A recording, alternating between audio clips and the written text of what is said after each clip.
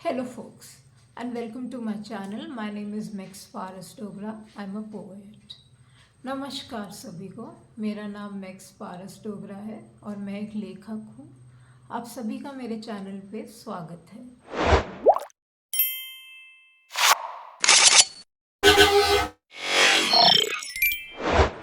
तो आज के इस वीडियो में हम चर्चा करेंगे मेरे मेडिकल ट्रांजिशन की जर्नी के बारे में। अब हमेशा से ही मेरे अंदर डिस्फोरिया था। मुझे 13 साल की उम्र में ही पता चल गया था कि मेरे को अपने शरीर में मेल चेंजेस चाहिए। तो मेरे को उस वक्त से ही पर जब मेरे शरीर में जैसे कि मेरे पीरियड्स शुरू हो गए और मेरे शरीर में मेरा चेस्ट है वो ग्रो होने लगा, उस वक्त मुझे बहुत ज़्यादा डिस्फोरिया होता था, डिस्कम्फर्ट होता था। और मुझे पहले से ही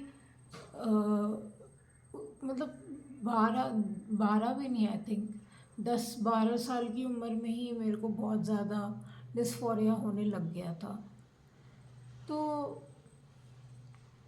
मेरे लिए बहुत ज़्यादा पेनफुल सफ़र था और जितनी मेरी उम्र आगे बढ़ती रही ये डिस्फोरिया भी उसके साथ बढ़ता गया।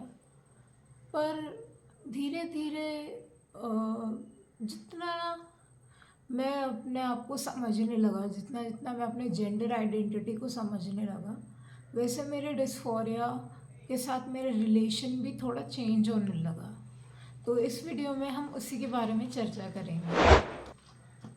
तो डिस्फोरिया को कम करने के लिए मैंने टेस्टोस्टेरोन इंजेक्शन लेना शुरू किया था आज से 7-8 महीने पहले। और मैंने शुरुआत की थी आई थिंक 150 mg इंजेक्शन से। और मैंने एक एंडोक्रिनोलॉजिस्ट उसके लिए मैंने एक एंडोक्रिनोलॉजिस्ट से चर्चा की थी। एक एंडोक्रिनोलॉजिस्ट एक हार्मोन्स का डॉक्टर होता है। तो प्रोसीजर क्या होता है, पहले आपको एक साइकियाट्रिस्ट या एक क्लिनिकल साइकोलॉजिस्ट के पास जाना होता है, जो आपको एक जेंडर डिस्फोरिया लेटर देंगे। उस लेटर को आप अपने एंडोक्रिनोलॉजिस्ट के पास ले जा सकते हैं और फिर उधर से आपके हार्मोन्स शुरू होंगे। आपको रेगुलरली चेकअप कराना पड़ेगा हर महीने के बाद हार्मोन लेने में, कि ये देखने के लिए कि आपका बॉडी टेस्टोस्टेरोन हार्मोन के साथ अच्छे से रिएक्ट कर रहा है कि नहीं। और टेस्टोस्टेरोन लेते वक्त आपको एक बात का ध्यान रखना है कि शरीर में एक्सरसाइज करना बहुत ज़रूरी होता है और एक अच्छी डाइट मेंटेन करना बहुत ज़रूरी होता है, क्योंकि उसमें भूख बहुत लगती है और शरीर में एनर्जी ज़्यादा होती है। तो एक्सरसाइज करना बहुत ज़रूरी होता है। अगर आप एक्सरसाइज नहीं करोगे तो आगे जाके फैटी लिवर या थायराइड की प्रॉब्लम्स हो सकती हैं, क्योंकि टेस्टोस्टेरोन से बॉडी में कोलेस्ट्रॉल भी ज़्यादा बढ़ता है। तो एक्सरसाइज करना बहुत ज़रूरी है। और ये था तो मेरा जो फर्स्ट टेस्टोस्टेरोन का जो एक्सपीरियंस था, वो स्टार्टिंग में मुझे कोई प्रॉब्लम नहीं हुई, but as a gender fluid person मेरे जो जब मेरे आई थिंक तीसरे महीने में टेस्टोस्टेरोन के मेरे बॉडी में मतलब कुछ ज़्यादा ही मैस्कुलिन चेंजेस होने लग गए।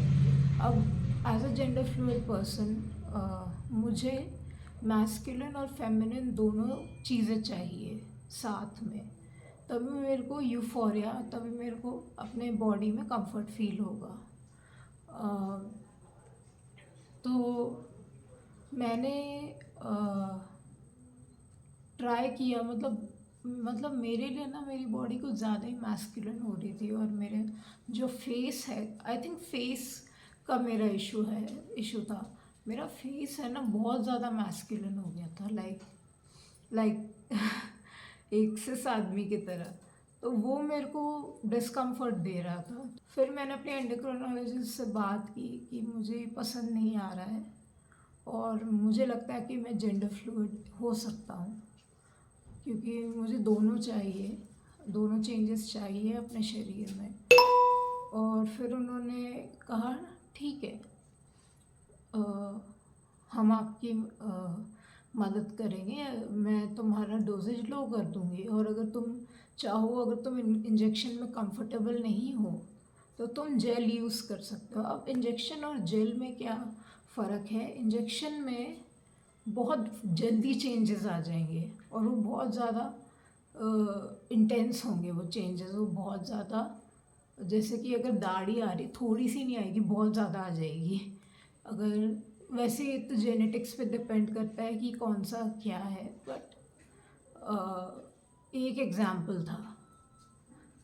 तो फिर मैंने जेल्स शुरू किए और मेरे लिए एकदम ठीक था। मैं जेल्स का हेवी डोज नहीं ले रहा था, मैं जेल्स का माइक्रो डोज ले रहा था। मतलब एक सैशे जेल का 4 दिन तक चलेगा।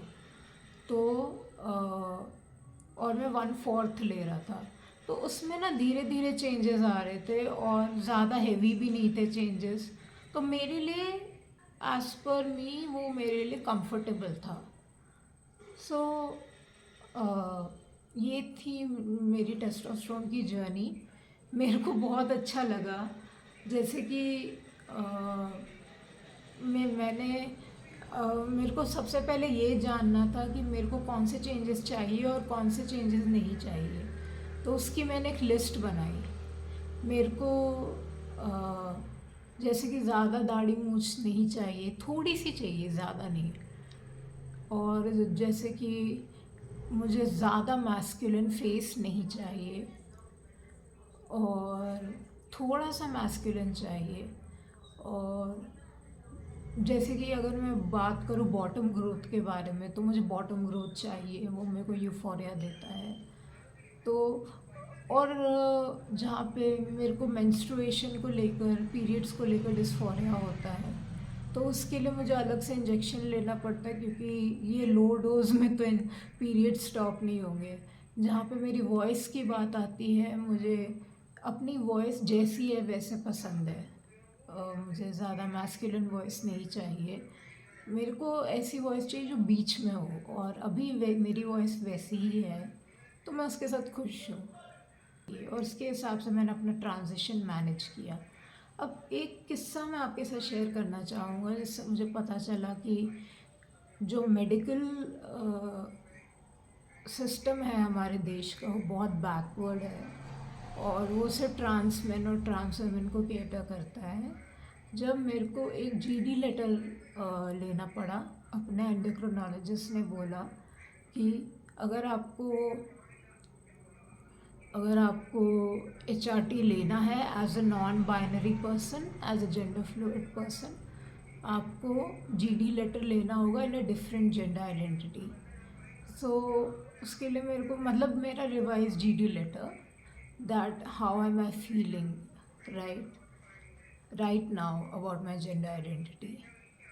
तो उसके लिए मैंने बहुत सारे डॉक्टर्स के पास में गया और कोई भी एंडोक्रिनोलॉजिस्ट समझा नहीं कि मैं जेंडर फ्लूइड हूँ। कुछ डॉक्टर्स को तो ये लगा कि आई एम कन्फ्यूज्ड, और मेरे को डॉक्टर को दिखाना चाहिए, काउंसलर को दिखाना चाहिए, विच वॉज वेरी पेनफुल। मुझे बहुत बुरा लगा ये सुन के। ये मेरा एक्सपीरियंस रहा है मेडिकल स्टाफ के साथ, डॉक्टर्स के साथ, as a gender fluid person.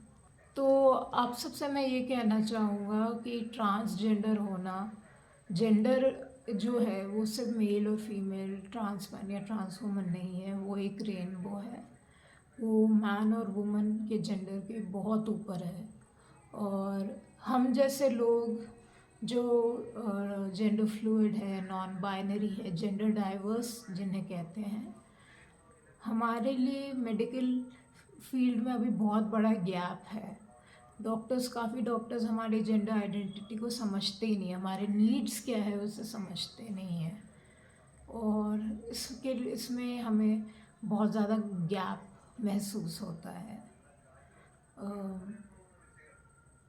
तो अब मैं अपनी एक इंग्लिश पोएम जो मैंने रिसेंटली लिखी है, वो आप सबके साथ शेयर करना चाहूँगा। तो चलिए शुरू करते हैं। Poem I found me. Within the enchanting dance of fluidity, where I swayed in between masculinity and femininity, I found me serene. Amongst the suffocating, towering walls of man or a woman, decreed, broke the mold, and in that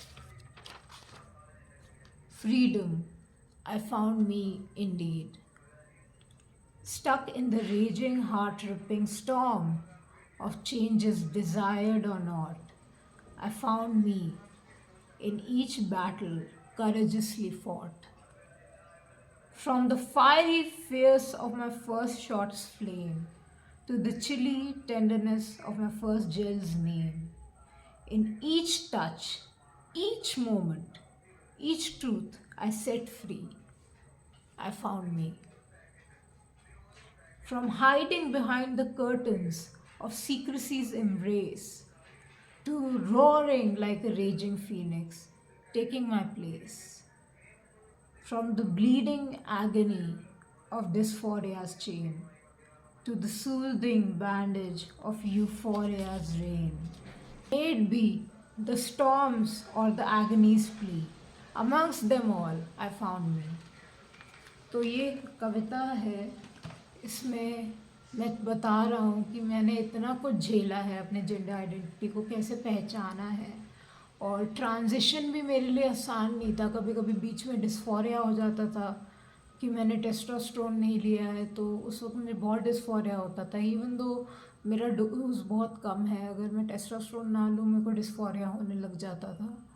और मतलब मेरे लिए बहुत ज़्यादा ये मुश्किल था, but फिर भी उसके बावजूद भी, डिस्फोरिया के को समझने के बावजूद भी, यूफोरिया को समझने के बावजूद भी मैंने खुद को ढूंढ लिया। मैंने आई फाउंड माई सेल्फ। और अगर मुझे लगता है कि ये मैं कर सकता हूँ तो हर कोई कर सकता है।